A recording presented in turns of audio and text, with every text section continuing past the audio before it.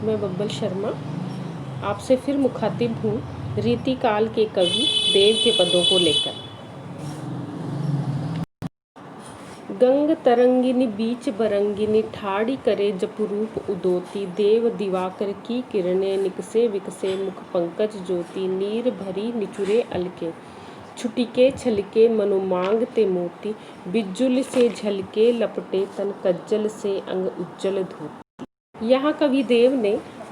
गंगा नदी के किनारे सूर्य को अर्घ देती सुंदर नायिका का वर्णन किया है। कवि देव कहते हैं, गंग तरंगिनी बीच बरंगिनी, बरंगिनी श्रेष्ठ सुंदर सुकोमल अंगों वाली नायिका गंग तरंगिनी बीच, गंगा की तरंगों के बीच ठाड़ी, ठाड़ी यानी खड़ी है, करे जपू और जप कर रही है, सूर्य देव की आराधना कर रही है, रूप उदोती जिस तरह से जो प्रभाकर है, प्रातःकालीन जो सूर्योदय है, उस समय उसकी छटा सर्वत्र विद्यमान होती है और पूरे विश्व को अपने रूप से अपनी प्रभा से प्रभासित करती है। उसी तरह से नायिका का रूप है उदोती, वो चारों तरफ प्रभाषित होता हुआ दैदीप्यमान होता हुआ दिखाई दे रहा है। देव दिवाकर की किरणें, कवि देव कहते हैं कि दिवाकर की किरणें, सूर्य की किरणें निकसे जब निकल के आ रही हैं, पृथ्वी पर चारों ओर फैल रही हैं, विकसे मुख पंकज ज्योति, तो जिस तरह से सूर्य को देखकर कमल के पुष्प विकसित होते हैं, उसी तरह से दिवाकर की किरणें जब नायिका के मुख पर पड़ती हैं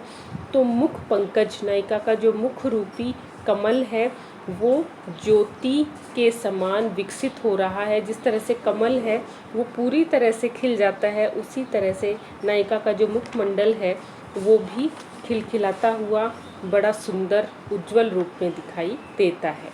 नीर भरी निचुरे अलके, क्योंकि नायिका ने गंगा नदी में स्नान किया है और सूर्य को अर्घ वहीं प्रदान कर रही हैं, तो नीर भरी उनकी जो अलके हैं, जो बालों की लट्टें हैं, उनसे पानी टपक रहा है। छुटिके छलके मनो मांग ते मोती, ऐसा लग रहा है मानो उनकी मांग से जो पानी की बूंदें टपक रही हैं, मानो वो मोती के रूप में झलक रही हो। बिजुली से झलके लपटे तन, और नायिका का जो सुंदर शरीर है वो इतना गौर वर्ण है और इतनी आभा से प्रभासित है कि बिजली के समान नायिका के शरीर का जो अंग है वो अंग प्रत्यंग बिजली के समान झलक मारते हुए दिखाई देते हैं। और कज्जल से अंग उज्जल धोती, और ऐसे सुंदर गौर वर्ण पर रजत के समान चमचमाते हुए वर्ण पर उसने कज्जल के समान कंचन स्वर्ण के समान उज्जवल धोती, जो सुंदर धोती है, जो उज्जवल धोती है, वो अपने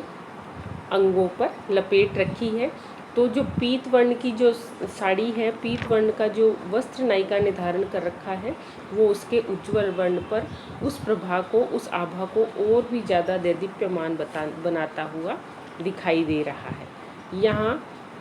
जो नैसर्गिक सौंदर्य है उसका वर्णन कवि देव ने इस पद में किया है। मुख पंकज में यहाँ रूपक अलंकार है, देव दिवाकर में अनुप्रास अलंकार है और पद की भाषा है ब्रज। अगला दोहा पढ़ते हैं हम। ऐसे जो हो जानत की तह तू विषय के संग, एरे मन मेरे हाथ पाँव तेरे तोड़ तो, आजू लो हो कत नर नाहन की नाही सुनी, नेह सो निहारी हेरी बदन निहोर तो, चलत न दे तो देव चंचल अचल करी, चाबुक चितावनी ती मारी मुख मोड़ तो, भारी प्रेम पाथर नगारो दे गरे सो बांधी, राधा वर बिरद के वारिधि में बोर तो। यहाँ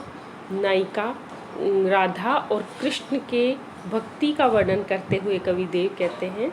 कि ऐसो हूँ जो हो जानत, सांसारिक विषय वासनाओं से अपने मन को विरत करते हुए और भक्ति भाव का भाव प्रकट करते हुए कह रहे हैं कि हे मन, यदि मैं ऐसा जानता कि जय है तू विषय के संग, की तू विषयों के साथ हो जाएगा, काम क्रोध लोभ मोह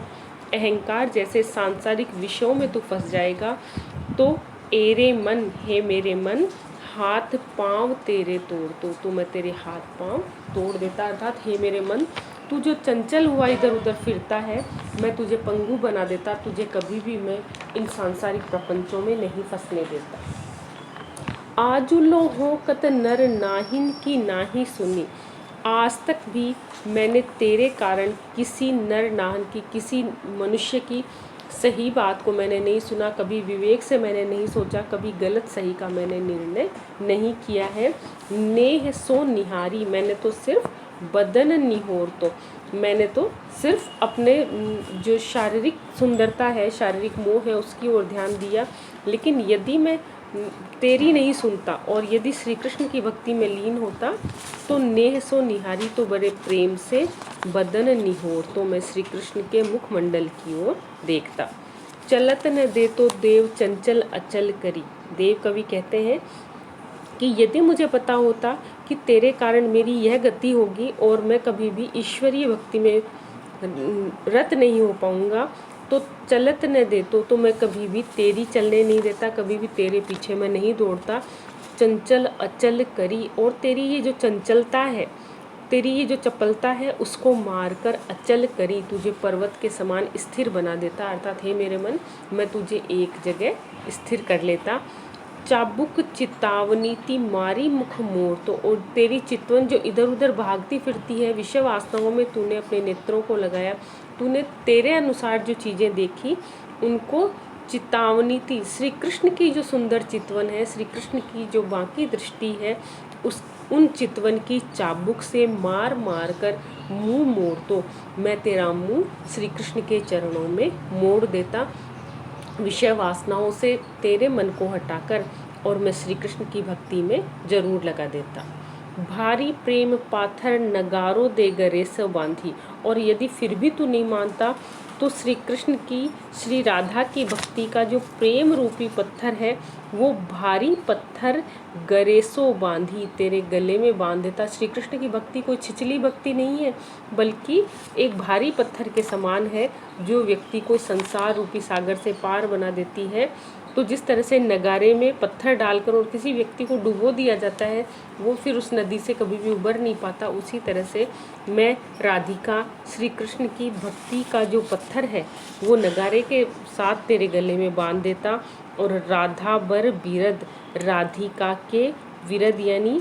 यश रूपी बारिधि यानी समुद्र में, बोरतों का मतलब है डुबोना, राधा के जो विरद का संसार रूपी सागर में जो विरद है, ये उनका जो यश है, उस सांसारिक उस यश रूपी सागर में तुझे डुबो देता। कहने का तात्पर्य ये है कि राधा की कीर्ति, राधा के यश, श्री कृष्ण राधिका की जो भक्ति है वो अपार समुद्र के समान है, अथाह है, जिसका कोई और छोर नहीं है। एक बार जो उस भक्ति को ग्रहण कर लेता है, जिस तरह से समुद्र में कितना भी अकाल हो चाहे से, लेकिन समुद्र में कभी पानी की कमी नहीं होती, उसी तरह से यदि हम राधिका और श्री कृष्ण की भक्ति को धारण करते हैं तो उनके यहाँ कभी भी अपने भक्तों के प्रति प्रेम, स्नेह, ममता, दया, करुणा की भक्ति के भाव की कमी नहीं होती। तो उस समुद्र रूपी यश में मैं तुझे हमेशा हमेशा के लिए डुबो देता। इस तरह से यहाँ अपने मन को विषय वासनाओं से हटाकर और एक निष्ठ अनन्य प्रेम की बात, भक्ति की बात यहाँ देव कवि ने की है। आज के लिए इतना ही। कवि देव के कुछ और पदों को लेकर हम अपने अगले वीडियो में फिर मिलेंगे। धन्यवाद।